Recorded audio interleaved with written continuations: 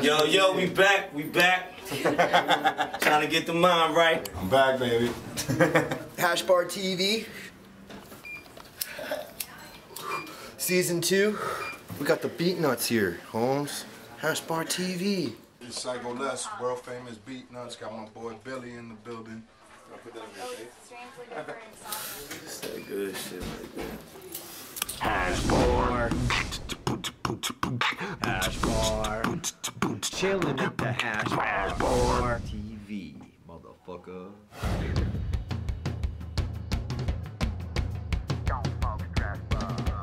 Damn, that shit. Whoa. Damn, crazy.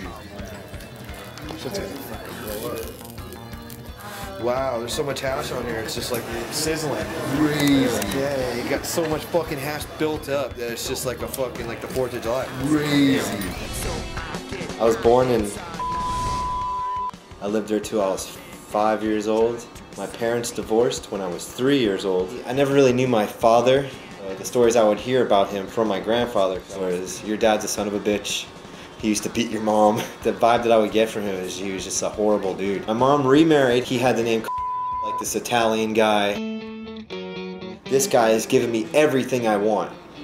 And then I come to find out that the guy is actually in with the mafia. And in the middle of the night, the cops would come there, arrest him. You know, I'd see the craziest shit. Cops coming in, taking him out, putting him in cuffs. He would come home with this new Jaguar all of a sudden. I didn't want anything to do with that guy or his lifestyle or anything, you know what I'm saying? They were taking the bud, and I saw them, they had this big bag, and I'm walking by, because they were fucking pounding open fucking safes and shit. And they're like, do you want to help us open the safe, or should we open it ourselves? I'm like, let me help you. So I went up there helping him, coming down, walking by the door, and fucking, I see the cop there, and he's just like, taking all the buds and putting them into this huge bag. I'm like, no! I think it's stupid, period, just for cops to be even wasting time on that shit. You know, they're just, to me, I think cops out here are bored, really bored and shit, you know? That's that uppity shit, you know what I mean? Mr. Psycho from the Beatnuts.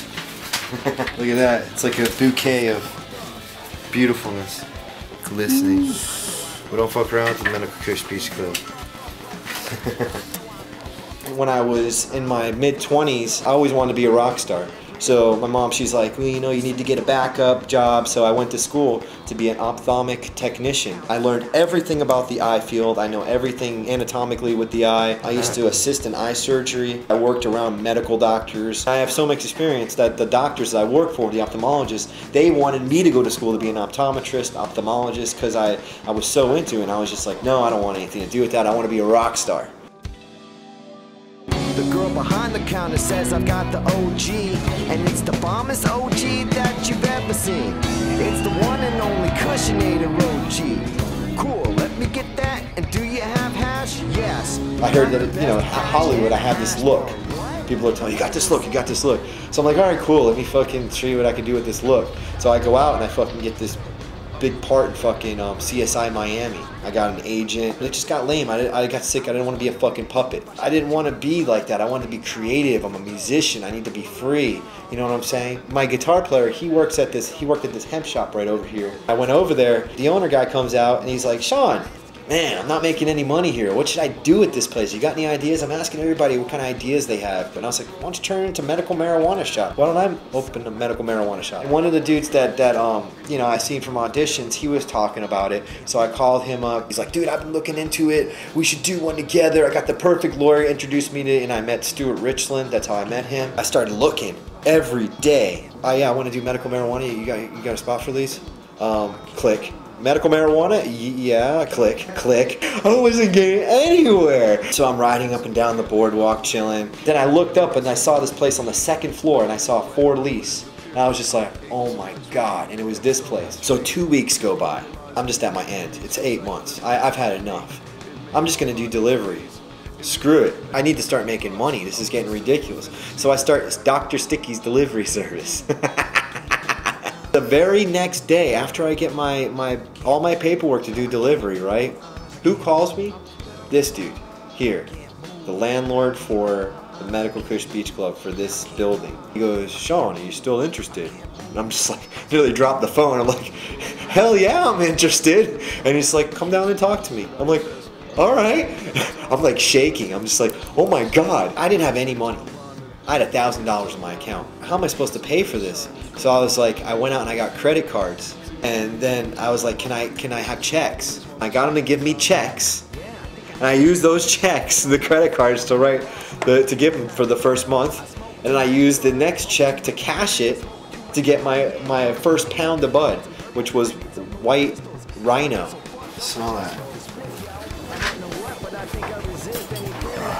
So I'm just like, all right, fine.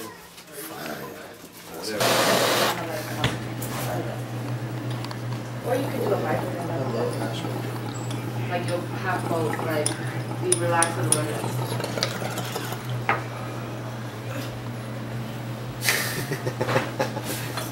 That was a good one. That was a good one.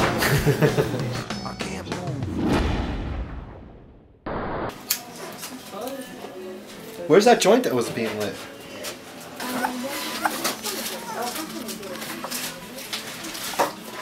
No, it's not. This Psycho Les, aka Darth Vapor. I'm out here, Venice Beach, doing it. Hashbar 2, second season. We coming strong, lighting that good shit up. All right. That Trump. Come to Venice. HashbarTV, motherfucker. HashbarTV.com. Now you know.